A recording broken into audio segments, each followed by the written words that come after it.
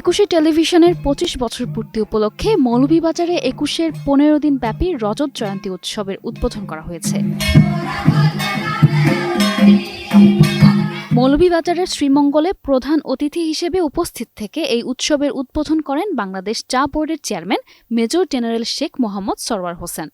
একুশে টেলিভিশনের মৌলভীবাজার প্রতিনিধি বিকুল চক্রবর্তীর সভাপতিত্বে বিশেষ অতিথি হিসেবে উপস্থিত ছিলেন বাংলাদেশ চা গবেষণা ইনস্টিটিউটের পরিচালক ডক্টর ইসমাইল হোসেন। এ সময় আরও উপস্থিত ছিলেন সাংস্কৃতিক ব্যক্তিত্ব পরিমল সিং পাড়াই, মেকানিক্যাল ইঞ্জিনিয়ার রতন কুর্মী, গণমাধ্যম কর্মী বর্ণ চক্রবর্তী ও শেখ জসিম।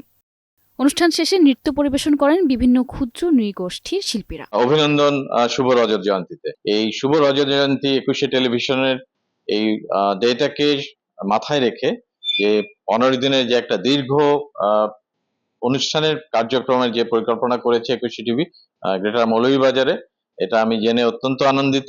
আজ ২১-এর 25তম বর্ষ পূর্ষবর্তী। আজ এখানে ঝুমুর নৃত্য প্রতিযোগিতা আমাদেরকে এখানে দেওয়া হয়েছে, তাদেরকে অসংখ্য ধন্যবাদ। নিউজ ডেস্ক, একুশে টেলিভিশন।